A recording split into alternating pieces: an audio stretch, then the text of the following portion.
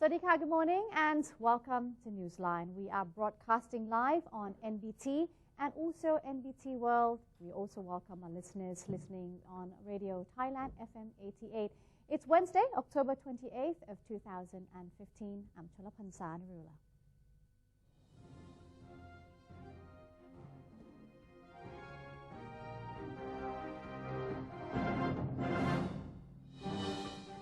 Beginning with Thailand moves forward, the Prime Minister has revealed the U.S. Embassy has already approached for an appointment between the Prime Minister himself and the new U.S. Ambassador on the occasion of the latter's assumption of the post. Prime Minister General Prayut Chan-o-cha said that the U.S. Embassy is coordinating with the Secretariat of the Cabinet to make an arrangement for a meeting between him and Mr. Glyn T. Davies, the new U.S. Ambassador to Thailand. General Prayut said that the date and time of the appointment have yet to be confirmed. He, however, welcomed the news that the U.S. ambassador had already met some of his deputies and ministers involved. He said those meetings should help the envoy understand the situation and various issues in Thailand prior to a meeting with him. When asked for his comments on the ongoing conflict in the South China Sea, General Prayut stated that the tension would not have any direct impact on Thailand. Prime Minister Prayut Chan-o-cha has expressed confidence in the country's readiness for the EU's inspection of Thailand's solutions in the fisheries sector this month. The Premier stressed the importance of the illegal fishery issue, which had persisted in Thailand for a long time. He said the government had continuously tackled the problem in line with international standards through the Command Center for Combating Illegal Fishing. Budget of 230 million baht had been approved to help the farmers who had stopped operating since they had not yet conformed with the laws. As for the EU's inspection in October, the Prime Minister said Thailand was ready to be inspected in all areas as it had received good cooperation from all sectors, especially Thai fishing boat operators. The Prime Minister also thanked all relevant officers and fishermen who did the utmost in dealing with problems within the fishing sector. The Cabinet has given the green light to the Industry Ministry's new assistance package for small and medium enterprises or SMEs under a budget of more than 5 billion baht. Minister of Industry Dr. Achakasi Bunruang made known that approval was granted during the Cabinet meeting to the second phase of assistance for Thai SMEs proposed by the Industry Ministry. With the goal of boosting SMEs' competitiveness, the assistance package will be allocated with a budget of 5.09 billion baht and is expected to benefit over 97,000 operators. Of the entire budget, 2.94 billion baht will be set aside for the strengthening of regular SMEs, 408 million baht for the creation of new startup entrepreneurs, 630 million baht for turning around businesses in trouble, and another 1.1 billion baht for the development of business supporting factors. The Cabinet has approved a new set of tax breaks for those who make contributions to programs supervised by the Education Ministry. According to Deputy Government Spokesperson, Major General Virachon Sukontapatipak, the Cabinet meeting on Tuesday gave a green light to new tax incentives in a bid to encourage donations for cultural and learning projects. With a new directive, he said, individuals or corporations who make contributions to these projects will be entitled to tax deduction. The Cabinet also approved the promotion of employment opportunities for people with disabilities.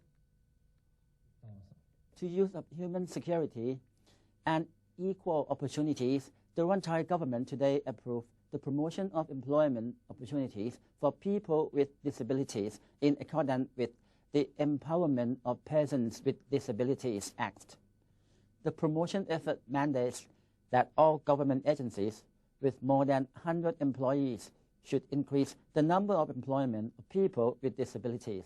The other option is to provide concession, which may include granting special location to sell products, service contract, or job contract. Government agencies implementing these plans will also be required to submit a report on a yearly basis. to address the issue of household debt and stability of financial institutions. The Cabinet today approved an amendment to the Credit Information Business Act. The Act will allow credit information companies to disclose authorized information to financial institutions that seek to assess the credit potential of a customer. Moving on, the President of the National Legislative Assembly has appointed a new acting Secretary General of the House of Representatives and denied having any personal interest in the construction of the new Parliament complex. NLA President Pornphet Vichitcholachai spoke of his reason for making Saithip Chawalitthawin acting Secretary General of the House of Representatives in place of previously appointed Janpen Anamwat, saying Mrs. Janpen had turned down the offer due to the heavy workload of the position.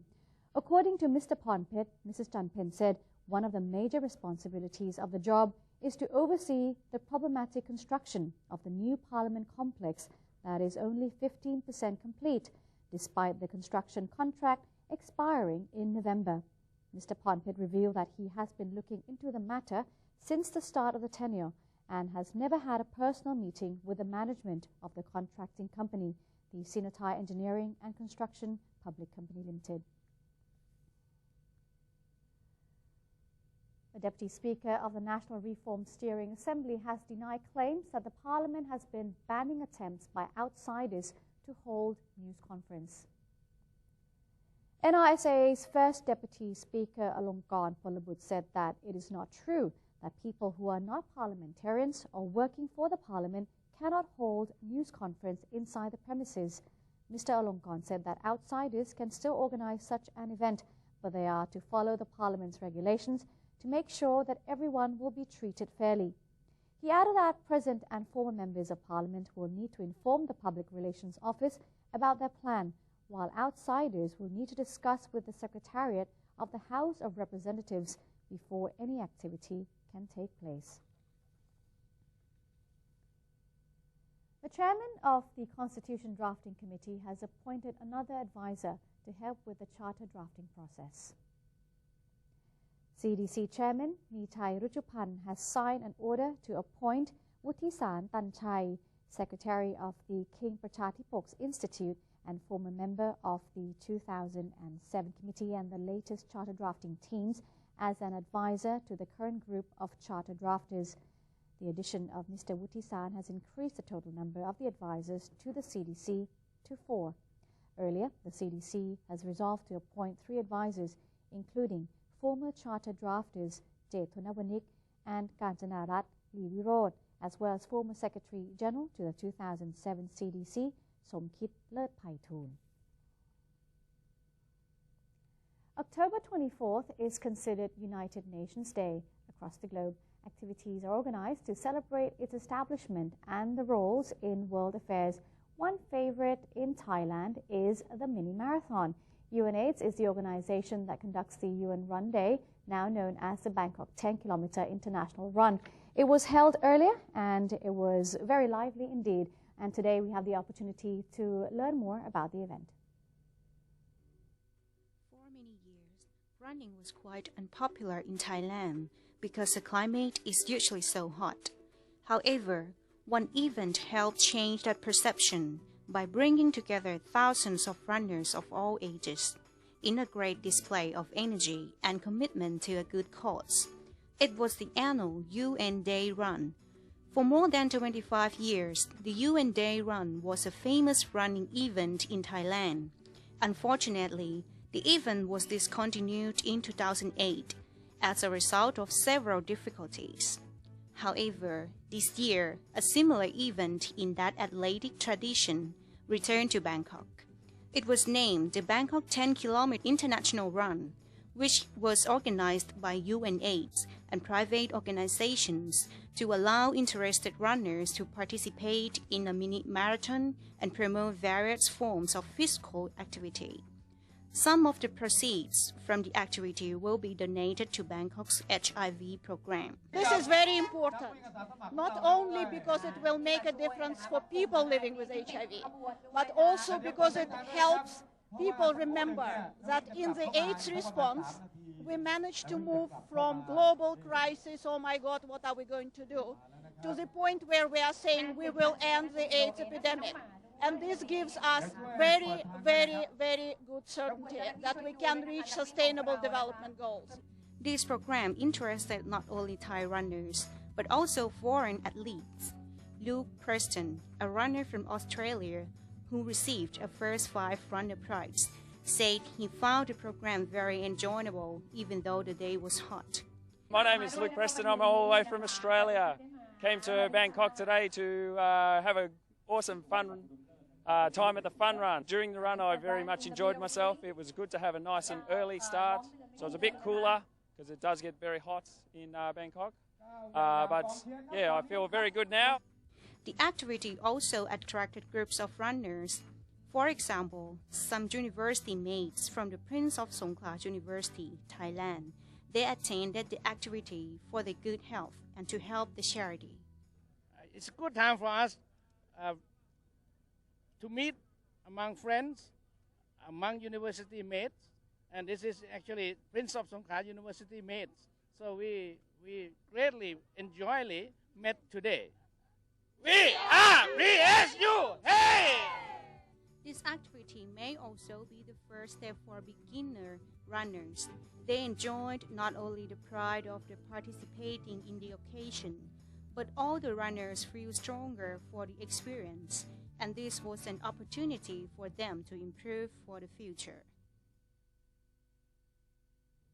All right, that's it for Thailand Moves Forward. We'll now have a quick look at the exchange rates and commodity prices, and then Newsline will return with international news right after these messages. Stay tuned.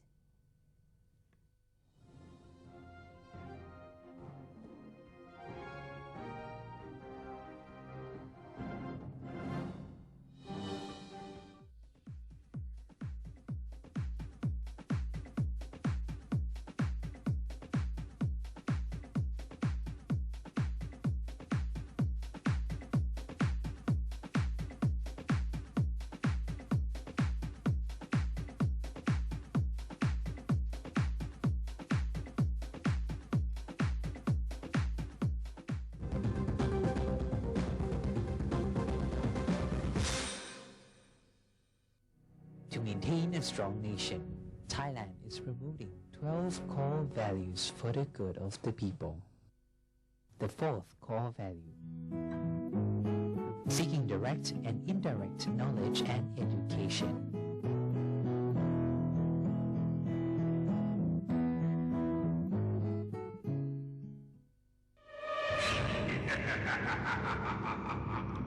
Even if we don't see them, they are amongst us.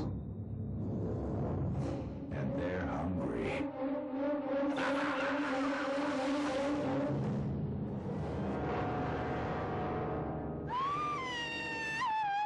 Slay your power-sucking monsters. Take their power away. Think when you plug. ASEAN Political and Security Community. Prevent being deceived. Prevent being forced. Prevent being injured. The problem of human trafficking in children, women, and labor has been increasingly severe. Thailand and the ASEAN Intergovernmental Commission on Human Rights are working together to get rid of these problems in order to be fully accepted by the international community. One vision, one identity, one community. Welcome to ASEAN, a community comprised of 10 countries, each with its unique culture and history, now unifying to bring added prosperity to the region. For centuries, each country remained independent, but now we are coming together to compete in the 21st century globalized world. ASEAN is bringing together more than 600 million citizens and a total land area of 4.4 million square kilometers, and is providing economic opportunities, trade, travel, and new educational possibilities. The combined GDP of all 10 ASEAN countries comes to a total of $2.4 trillion, which means the ASEAN entity ranks amongst the world's major economic powers. The future is here. Welcome to ASEAN, the community of opportunities. The Southeast Asia region is now becoming one.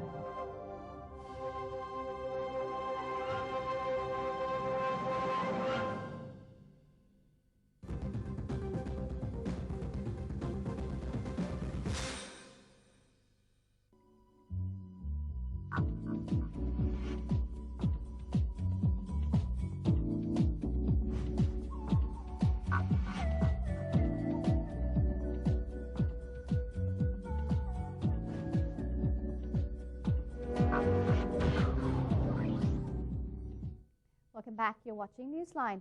NBT World Correspondent Panot Sinsap recently traveled to Laos to learn more about our ASEAN neighbor to the northeast. He had a chance to meet with the Laos branch of the giant Thai Food and Beverage Corporation CP, which has been expanding its business there. Here's Kun Panot with this exclusive story. Laotian government have decided to invite Thai business to come and help improve their agricultural management. The agricultural output doubled and kept on improving every single year. This is one of the major mills owned by CP Laos, one of the country's main producer of pork, chicken, and animal feed. It's affiliated with CP Corporation, which most Thais know of as a major food producer in Thailand and the owner of the 7-Eleven franchises in the country. In the beginning, the CP production plant in Laos has a 50,000 ton a year capacity, but after bringing in new technologies from Thailand, the company was able to increase the production capacity to 120,000 tons a year. The next thing the company did here was to establish animal farms. There are two. First, they developed a 30-hectare chicken farm and bred different kinds of chicken for eggs and for meat. And they established a pig farm in a 72-hectare area, using all the systems they use in Thailand. After CP found great success in Laos, this kind of farming is considered to be the model for the high-tech animal farming industry in Laos. In order to maximize their successful farming practices, CP did its homework on the consumption habits of Laos people. The Laotian culture here is very similar to that of our Isan people. Laotians here like to eat home-raised chicken, so we adjusted our breeds, making it like home-raised chicken, making the texture, that is, and the taste to be to the liking of the people here in Laos. In order to gain the trust of the Laotians, CP has focused on ensuring that its food is clean, healthy, and safe to eat, in accordance with the Laos food safety standards. Today, Mr. Thamnong said that the people here are confident in consuming products under the CP brand.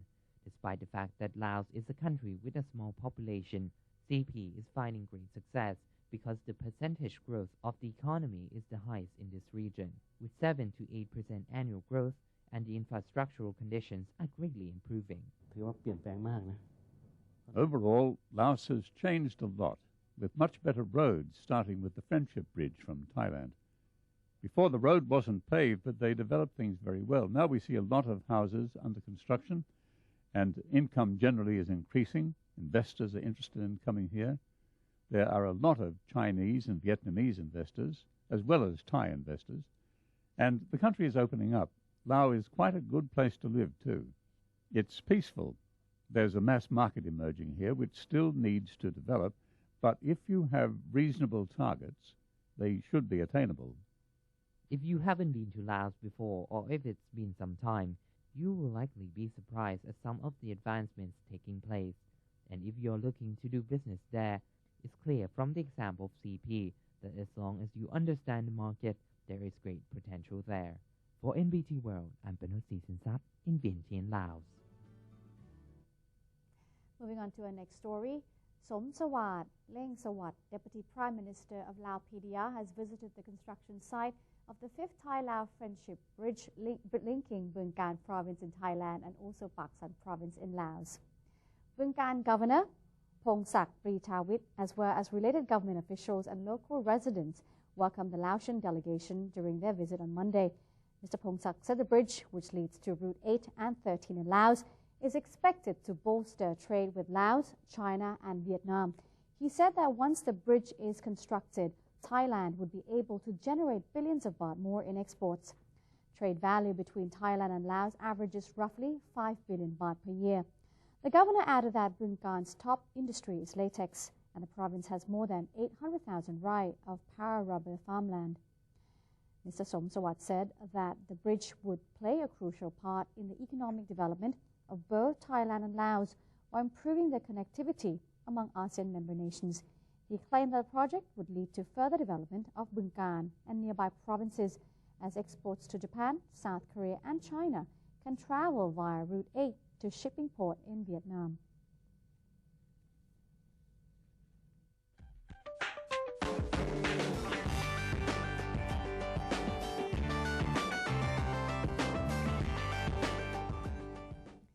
In the Lower Dir district of Khyber Pakhtunkhwa province in Pakistan's northwest, residents cleared rubble from houses destroyed by earthquake, and the injured were being treated at hospitals.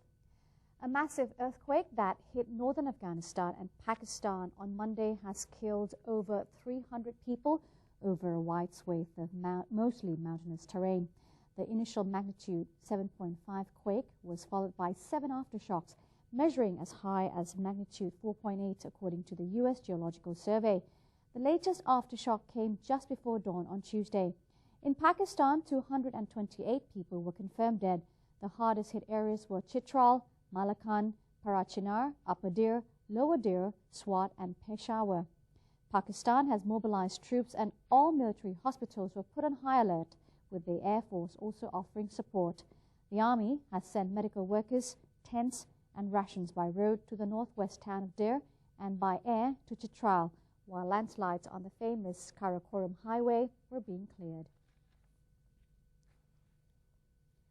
The U.S. State Department said Iran will be invited to participate in talks in Vienna to discuss ending the conflict in Syria, a dialogue aimed at finding a framework for political transition in Damascus.